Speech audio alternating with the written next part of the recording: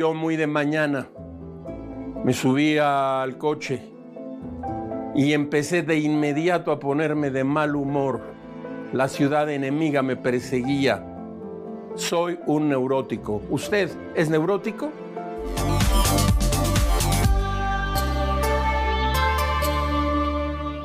Bienvenidos a La Otra Aventura, un espacio dedicado al mundo de los libros. El poeta británico Alexander Pope escribió lo siguiente: estar enojado es vengar las culpas de otros en nosotros mismos. Usted lo sabe.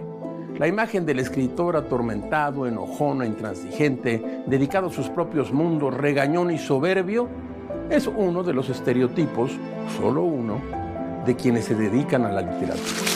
Pero esa imagen no está asociada con el odio, la demencia del corazón, como la llamó Lord Byron. Es más una perturbación constante, un ritmo acelerado, intolerante, una hipersensibilidad emocional producto de una actividad intelectual intensa. Me refiero a la neurosis, la famosa neurosis. Y claro, no es exclusiva de los escritores. Pregúnteselo usted allí donde está sentado en este momento, o pregúnteselo mejor a la persona que está más cerca de usted. Hoy hablaremos de escritores neuróticos y malhumorados, de sufrientes y engreídos. Todo apunta a que, en los patrones de conducta compulsivos y antisociales que engendra la neurosis, hay una vena de genio y de humor. El neurótico puede estar viendo el absurdo de la realidad con mucha más frecuencia que el común de los mortales. Eso es una ventaja a la hora de escribir y una desventaja a la hora de vivir. Le vuelvo a preguntar, ¿es usted neurótico? No se preocupe. Ya lo dijo el neurólogo Joseph B. Collins. Acepten que los llamen neuróticos porque de ese modo integran la espléndida y enternecedora familia que constituye la sal de la tierra. Todas las grandes cosas que conocemos las hemos recibido de neuróticos. No se vaya. Aquí van a venir muchos neuróticos y les recuerdo que fue Adolfo Bioy Casares quien escribió que leer era la otra aventura y que la primera era, probablemente, la vida misma. Estamos pues aquí, en la neurótica Otra Aventura.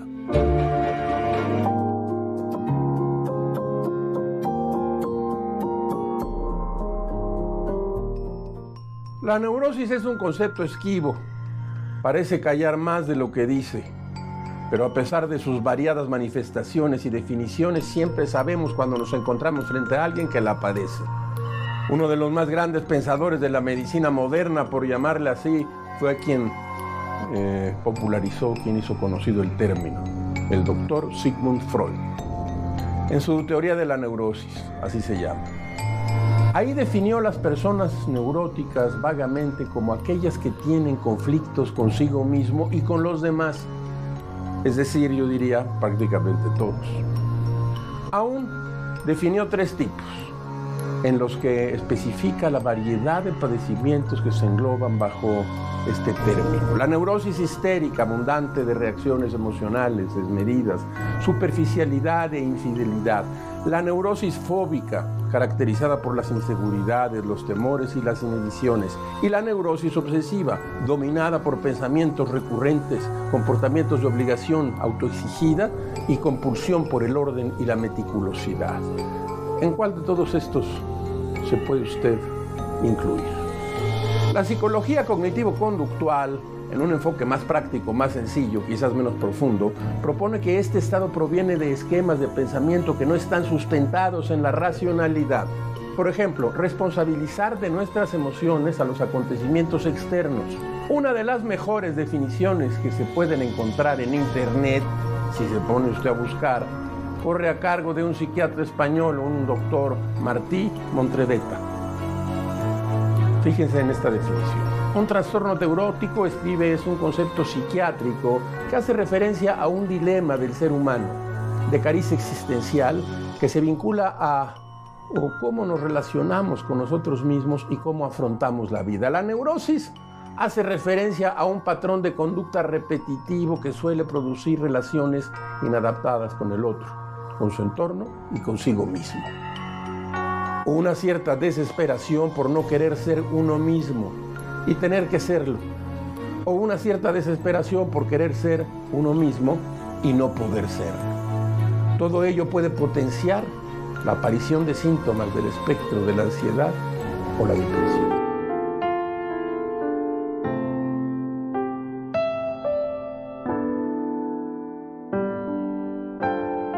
La neurosis se manifiesta como una profunda incomodidad existencial.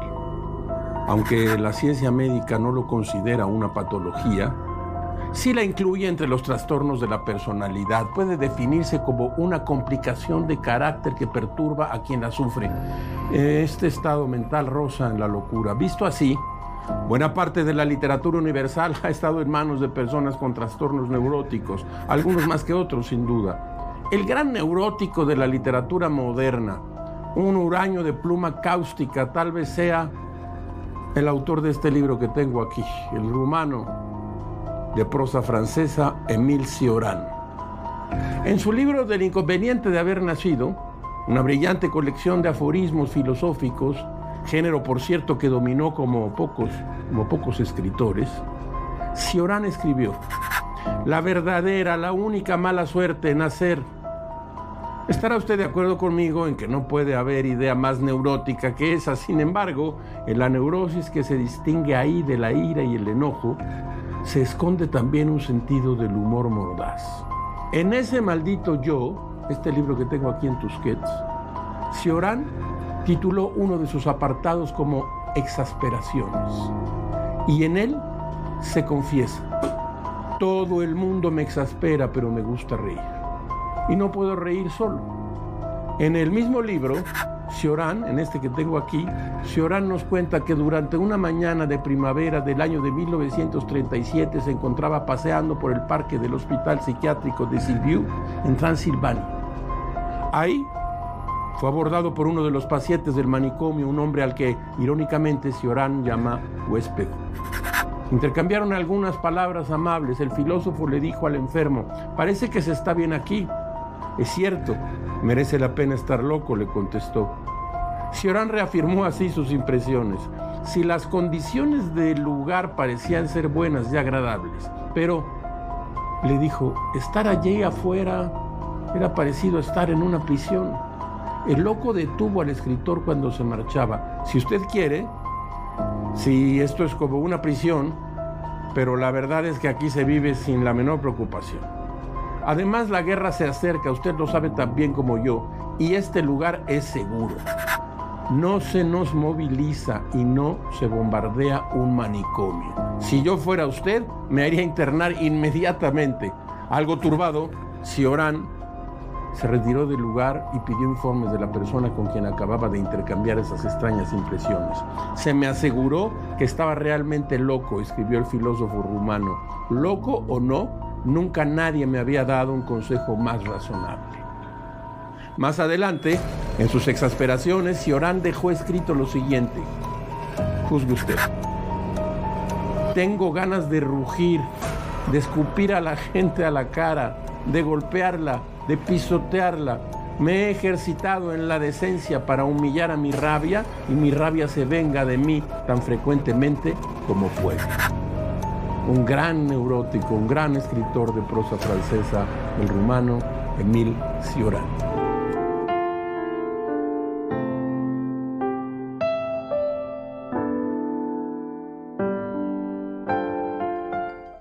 El mal humor, la soberbia y la arrogancia suelen indicar un estadio, aunque menor, del comportamiento neurótico.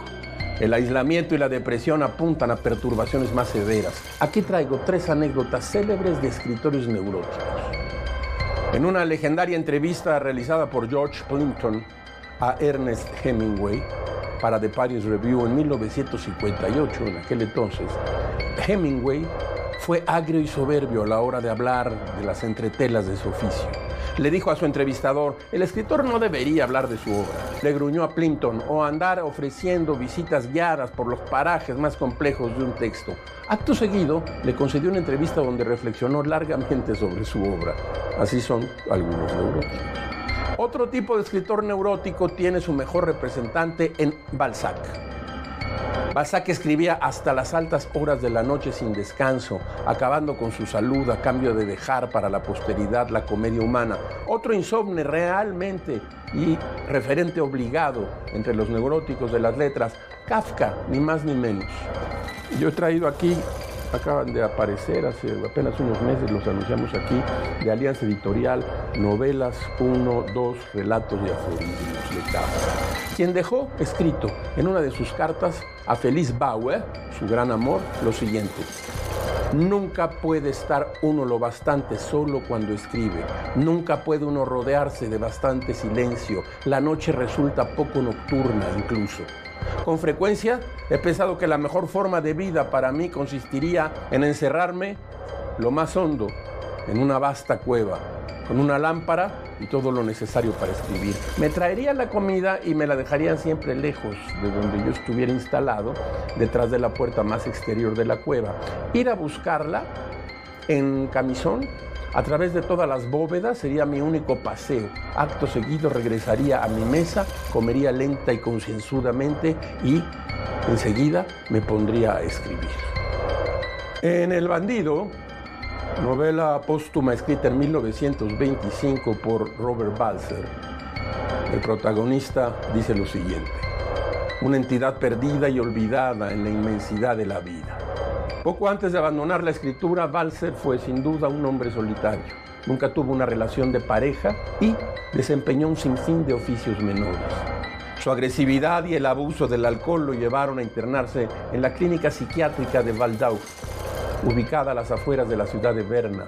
En su libro Los paseos de Robert Balzer, Carl Selig cuenta que al ingresar en la clínica, Balzer habría declarado lo siguiente, escuche usted: me he internado no para escribir, sino para enloquecer. En su familia rondaba la enfermedad mental. Su madre fue depresiva y 2 de sus hermanos esquizofrénicos. Uno de ellos se suicidó. En su libro Sueños, Balzer escribió un breve capítulo titulado Nervioso. Escuche usted esto: quien no se enfada todavía no está perdido.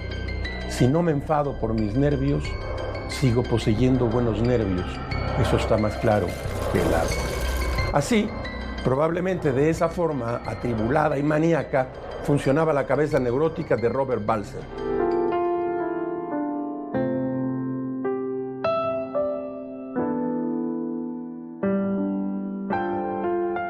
Los estados de neurosis que lindan con el delirio son campo fértil para las apariciones.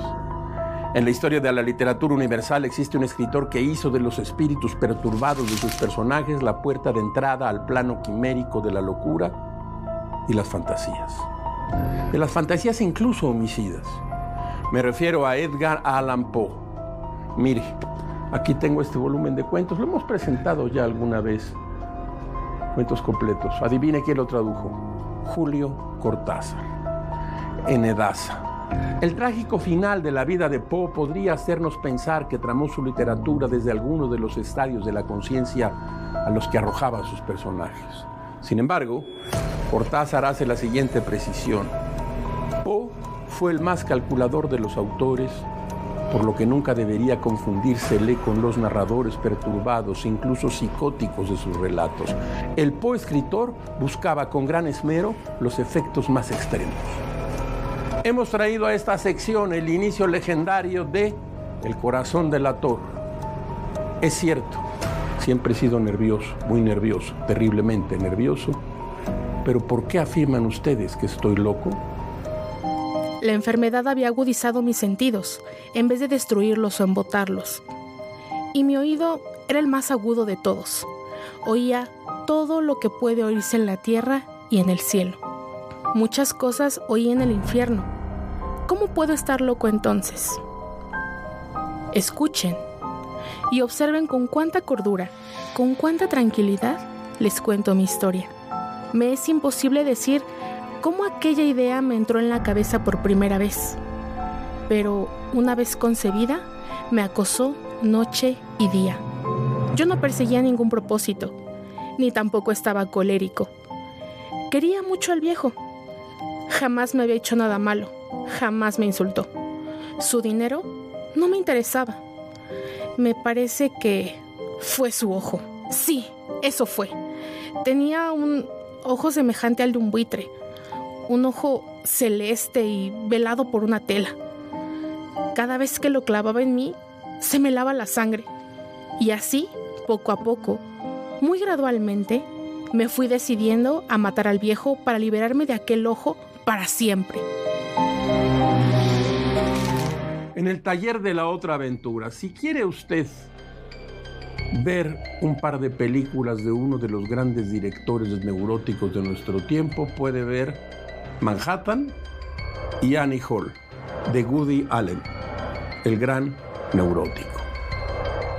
Si quiere usted leer más sobre el asunto, aunque no es un neurótico, es precisamente un libro para entender a los neuróticos, Las Meditaciones de Marco Aurelio. Yo lo tengo aquí en este libro de Taurus. También podría conseguir este libro de Carlos Monsiváis, Los Rituales del Caos. Es un libro neurótico, es un libro complicado sobre la neurosis en la ciudad enemiga le llamo yo. Y mire usted, tengo aquí este libro. Hoy vamos a dedicarle en Vida Cotidiana un pequeño espacio a Vini, el gran estrella del Madrid, un equipo al cual yo le voy por encima, siempre por encima del Barça. Nacidos para incordiarse, un siglo de agravios entre el Madrid y el Barça. Alfredo Relaño, Martínez Roca. Adelante, usted verá la pequeña historia cotidiana de Vini Jr.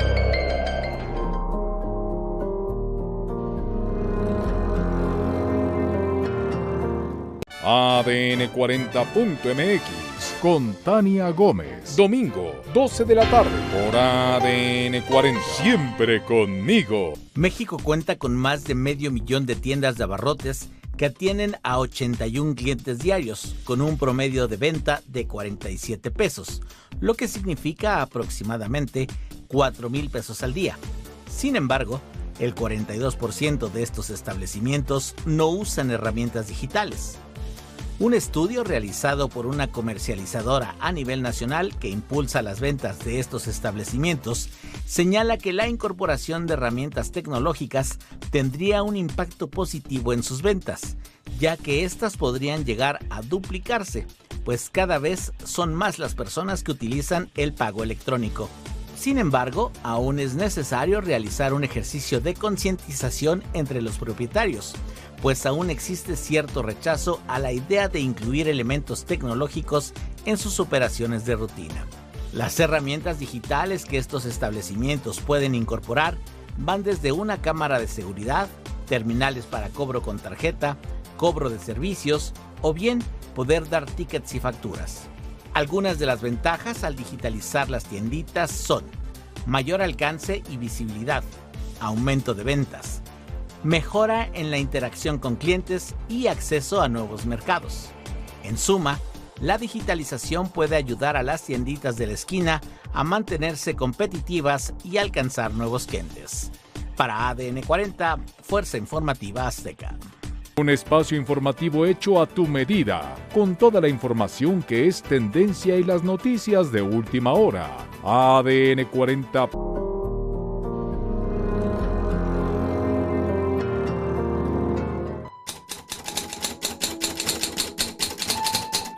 De la mesa de novedades, mire usted lo que ha llegado aquí. Primero de la editorial Planeta, Nayeli Roldán, coautora, por cierto, de La estafa maestra, La austeridad mata, la política de la 4T que dejó a México en ruinas. Es un libro interesante, bien estructurado y bien trabado. Nayeli Roldán, La austeridad mata. Ha aparecido ya este libro de Reidesel Mendoza. Es un libro muy importante. Crímenes de Pancho Villa, publicado por Debate. En este libro se acaba para siempre la idea de Villa como un gran héroe mexicano y aparece Pancho Villa como un criminal desalmado, así como usted lo oye. Pero no vaya usted a pensar que son opiniones, no. Es un libro de historia, es un libro importante. Debate, Pancho Villa no es un héroe. Y este otro volumen, Entre libros y editores, de René Solís. Conocí a René Solís hace ya muchos años y siempre tuve por él no solo simpatía, sino admiración, porque es un gran editor, con gran sensibilidad. Y ahora Tusquets ha publicado sus memorias. Las memorias de René Solís valen la pena ser leídas, se leen rápidamente, escribe rápido, bien, y se entera uno de muchísimas cosas. No deje de llevárselo usted si lo encuentra en una torre de libros en las librerías. Entre libros y editores, René Solís, Tusquets. De la mesa de novedades.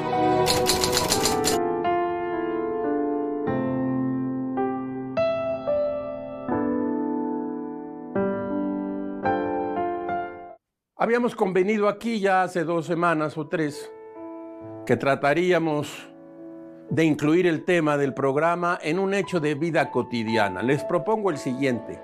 La ira que se agazapa en los temperamentos neuróticos puede tener consecuencias realmente nocivas, más aún si los iracundos vienen en masa.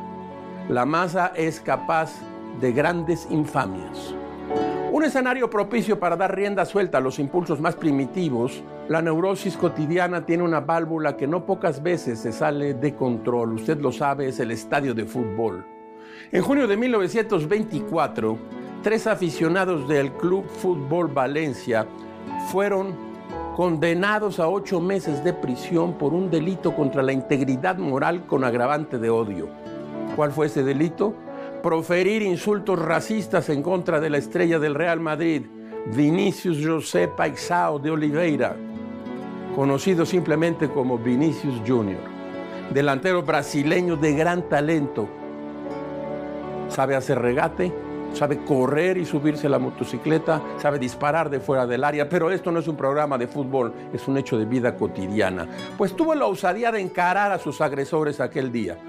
El fútbol, uno de los grandes espectáculos contemporáneos, es también un lugar donde se observan con claridad las glorias y las vergüenzas de nuestra civilización. Hay energúmenos que van al fútbol a saciar sus impulsos neuróticos y hay deportistas que terminan enganchados en un círculo neurótico por las idioteces de los primeros. Durante su carrera, Vini ha sido diana de sus detractores, en la cancha y fuera de ella. El muchacho tiene carácter, no se esconde y elige la confrontación constantemente. Vinícius Júnior, como buena parte de las estrellas del deporte, creció en la pobreza. Siendo todavía un adolescente, se convirtió en un ícono del fútbol en su país, fichado entonces por el Real Madrid hace 16 años. Al llegar, se encontró de pronto con un problema creciente en la sociedad española, el racismo. El odio que profiere el racismo genera estrés, desconfianza e ira en quien lo sufre. En el clásico ensayo Los condenados de la tierra, el psiquiatra y político francés originario de Martinica escribió que el colonialismo europeo, cuyos restos viven en el racismo actual, se trata de una negación semántica del otro, una decisión furiosa de privar al otro de todo atributo de la humanidad.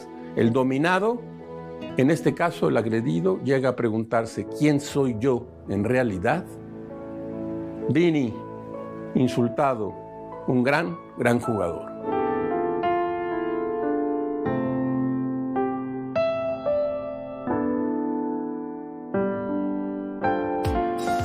¿Cómo podrías conocer a alguien que trabaje para Marianne o Le Parisien sin sentir una necesidad inmediata de vomitar? La prensa es de una estupidez y un conformismo insoportable. Son palabras de Michel Houellebecq, uno de los escritores contemporáneos más célebres por neurótico y amargado. Es francés. Nació en febrero de 1956. Sus padres lo abandonaron cuando tenía 6 años y fue criado por su abuela.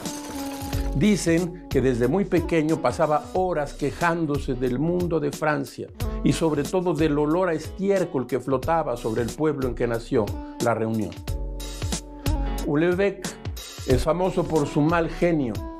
En más de una ocasión abandonó entrevistas tras recibir críticas incómodas y no es extraño que termine insultando a su interlocutor. Ha sido tildado de racista, islamófobo, rabo verde, pedófilo, misógino y fascista. Ahora bien, ¿quién sino Séneca para hablarnos no de la neurosis, sino de lo que podría ser contrario a la neurosis? Escuche usted. Las espirales neuróticas se encuentran muy pronto con una emoción más agresiva y destructora: la ira. En palabras de Joseph Butler, ningún otro principio y ninguna otra pasión tiene como finalidad la miseria de las demás criaturas. Antes de irnos, tomemos un respiro, pues existe desde hace miles de años una solución filosófica. En su tratado sobre la ira, Lucio Anneo Séneca escribió que ese sentimiento en particular es el más abominable y violento de todos. Y retoma Aristóteles para afirmar que la ira es el deseo de devolver el dolor. El término neurosis no existía entonces, pero Séneca lo distingue como casi ira, un sentimiento que particularmente se ve en los niños, quienes, si se han caído, quieren que el suelo reciba azotes y a menudo no saben ni siquiera por qué se enfadan. El filósofo romano escribió que la ira es un vicio voluntario del espíritu y ofrecía una solución. Para no enojarte con cada uno, hay que perdonar a todo el mundo. Hay que conceder el indulto al género humano. Así que, si te enojas con los jóvenes y viejos porque han cometido errores, enójate también con los que aún no hablan, pues también van a cometer errores. Entre tanto, mientras respiremos, mientras nos contamos entre los hombres, cultivemos los sentimientos humanos y soportemos con marginalidad los inconvenientes fugaces. Si miramos constantemente por encima del hombro, al regresar la vista, ya estará ante nosotros la muerte. Y como todas las semanas, usted encontrará aquí un espacio ¿para qué? Para la felicidad de las frases célebres. Escuche usted esta: odio la realidad, pero es el único sitio donde se puede comer un buen filete. Woody Allen. Hemos llegado al final de esta emisión y de esta aventura. Soy Rafael Pérez Gay y los espero aquí la próxima semana. Abres una puerta y aparece un mundo. Eso es un libro.